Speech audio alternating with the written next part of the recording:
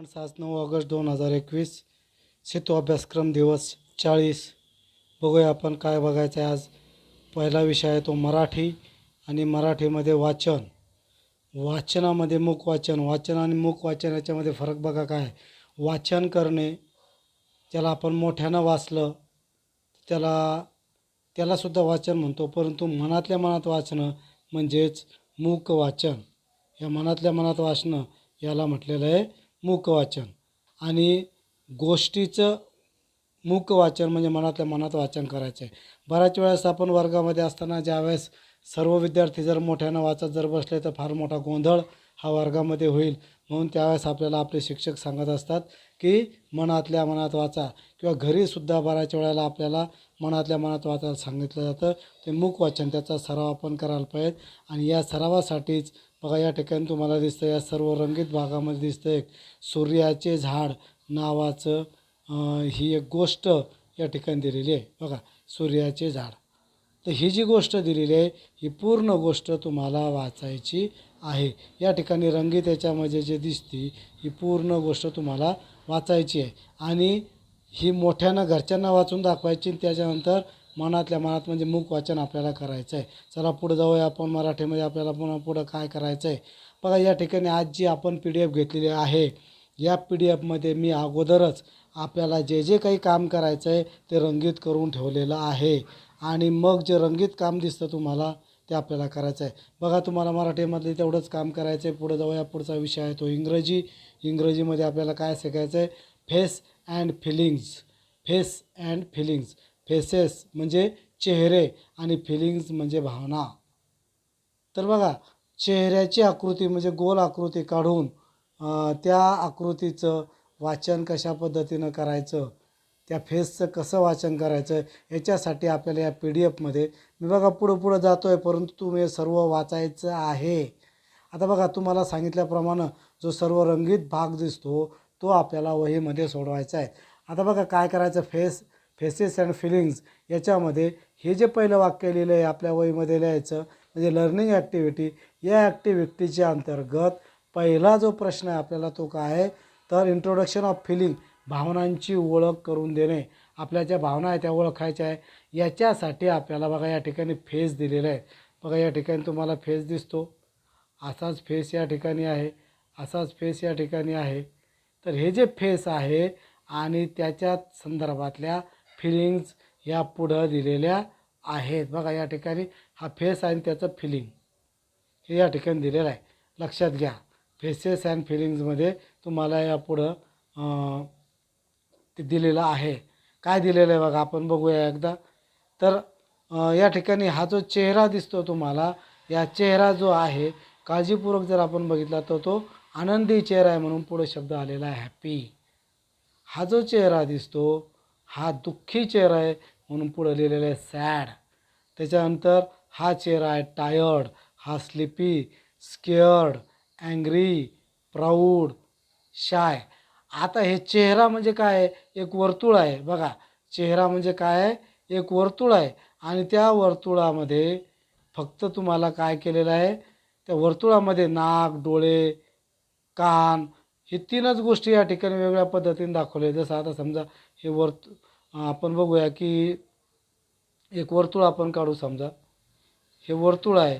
या वर्तुळामध्ये जर आपण इथं एक डोळा काढला, इथं एक डोळा काढला, इथं तोंड काढलं, तर हा जो चेहरा आहे बघा, हा तोंड असं काढलं की ते तुम्हाला हॅपी फेस या पद्धतीचा दिसतो.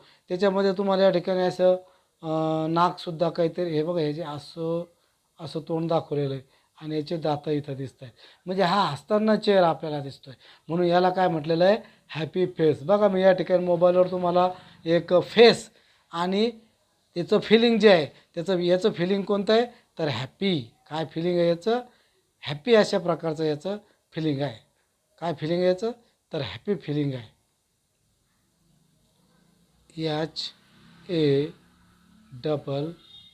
HAPPY, happy feeling.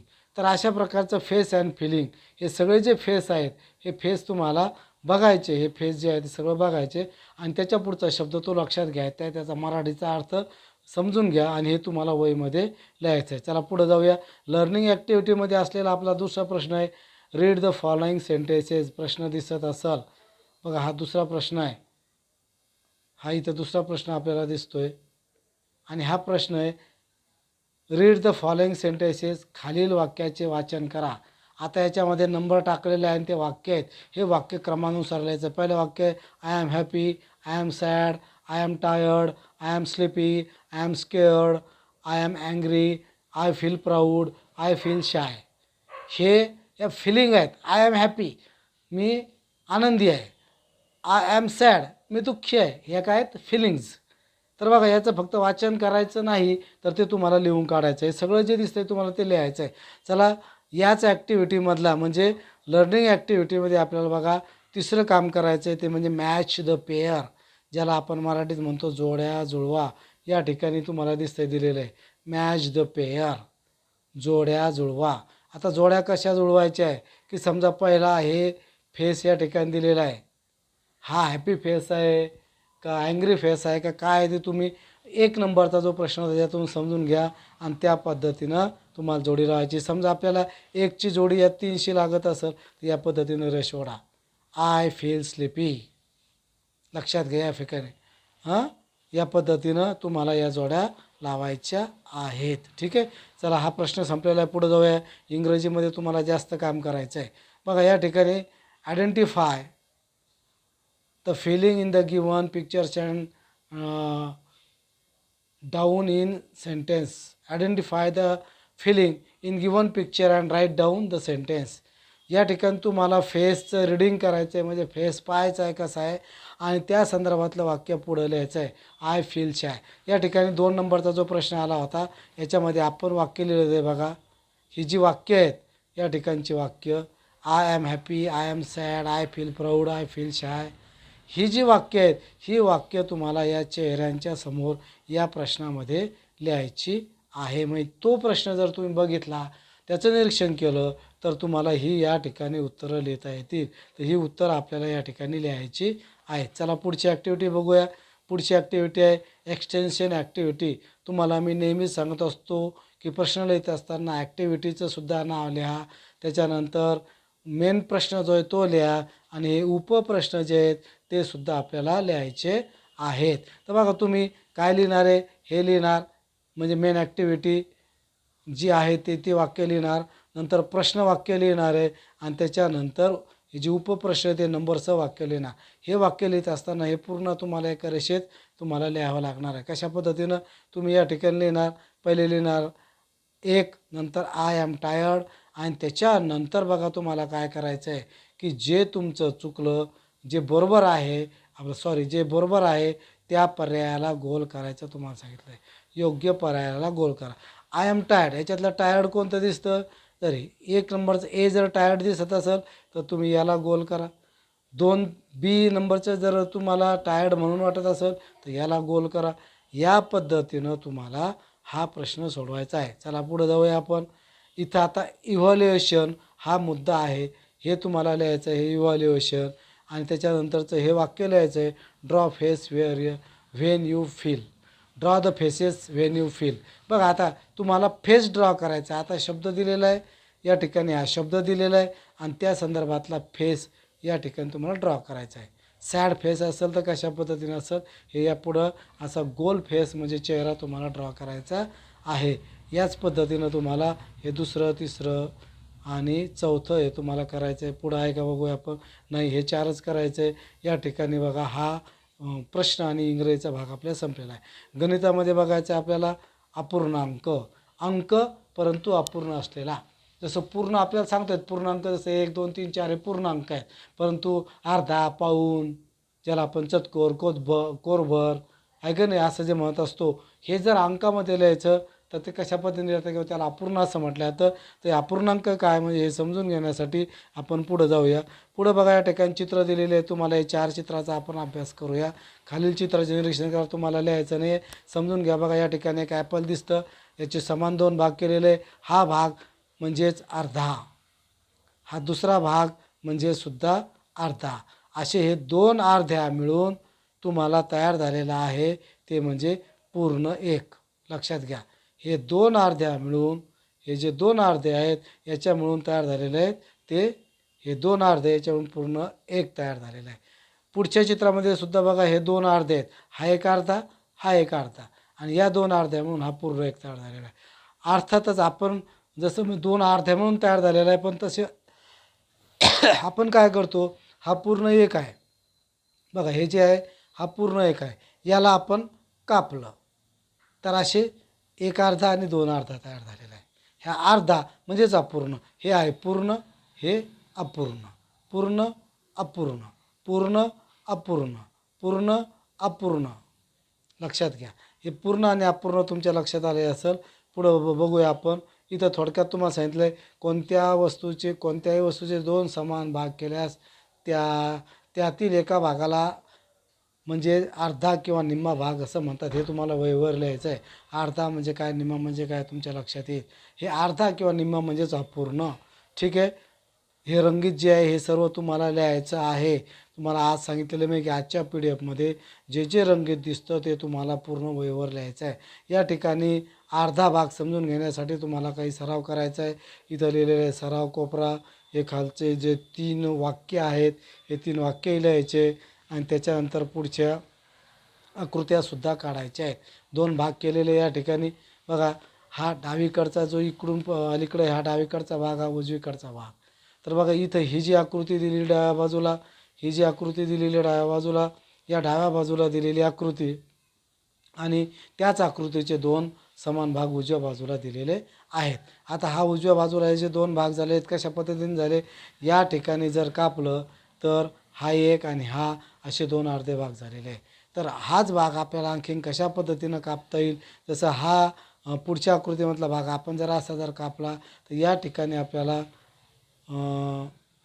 बघा कशा पद्धतीचे 2 भाग तयार होतात. असा एक भाग आणि हा दुसरा भाग असे 2 भाग तयार झालेले आपल्याला दिसतील.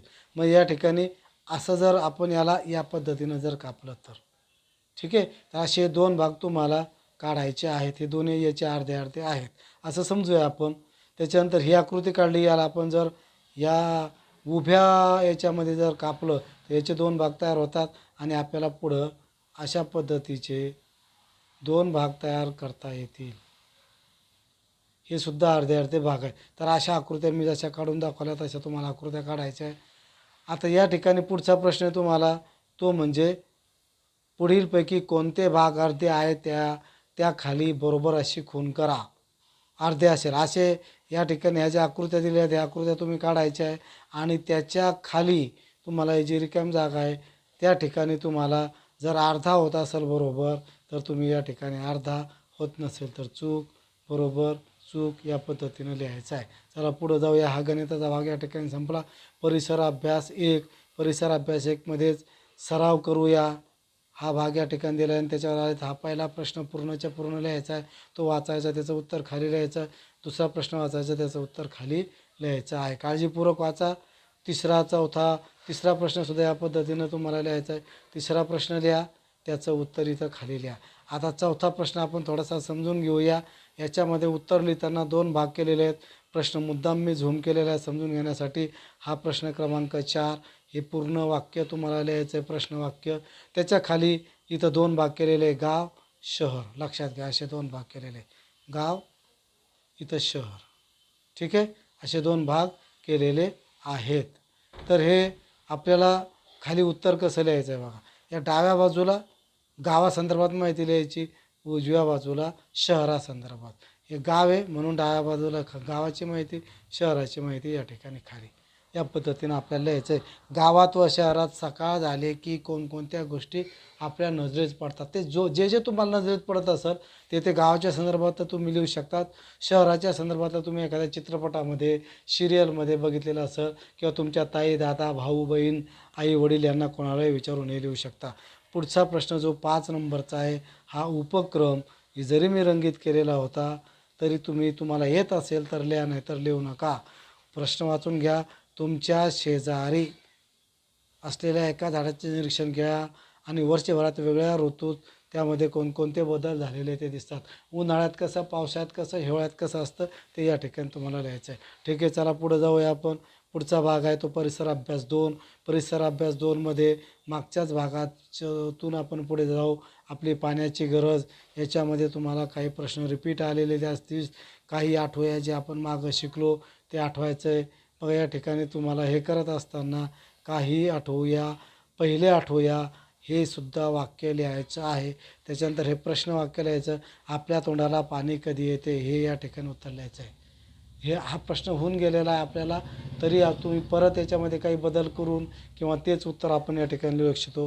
पाणी म्हणून कोणते पेय आपण पित असतो.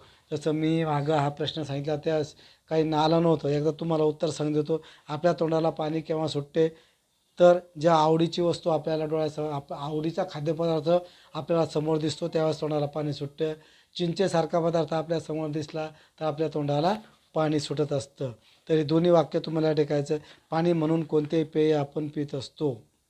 कोणते पेय पित असतो, सरबत वगैरे, सरबत हे पेय आपण पित असतो. तर आपण पुढं जाऊया आता. तर परिसर अभ्यास भाग 2मध्ये आपल्याला ही दिलेली माहिती होती. PDF मी जरी पुढं करत चाललो असलो तरी तुम्हाला मात्र हे वाचायचं आहे. शेवटचा भाग या प्रश्नाची उत्तरे शोधूया. आजचा शेवटचा भाग या प्रश्नाची उत्तरे शोधूया. हे वाक्य लिहा, त्याच्यानंतर हा प्रश्न लिहा, त्याचं उत्तर याच्या खाली लिहा. पान व त्याचे उपयोग, झाडाचं पान, त्याचे उपयोग, कोणत्या दिवसात आपणास पाण्याची गरज जास्त असते त्याचं उत्तर या ठिकाणी खाली लिहा. तिसरा प्रश्न आहे, जंगली प्राण्यांना पाण्याची गरज असते का, त्याचं उत्तर इथं लिहा. हा प्रश्न मागच्या एका PDF येऊन गेलेला आहे, त्याच्यामुळे मला वाटतं तुम्हाला लिहिणं सोपं जाईल. तर हा भाग या ठिकाणी आपला आजचा संपलेला आहे. या ठिकाणी आपण थांबूया. धन्यवाद.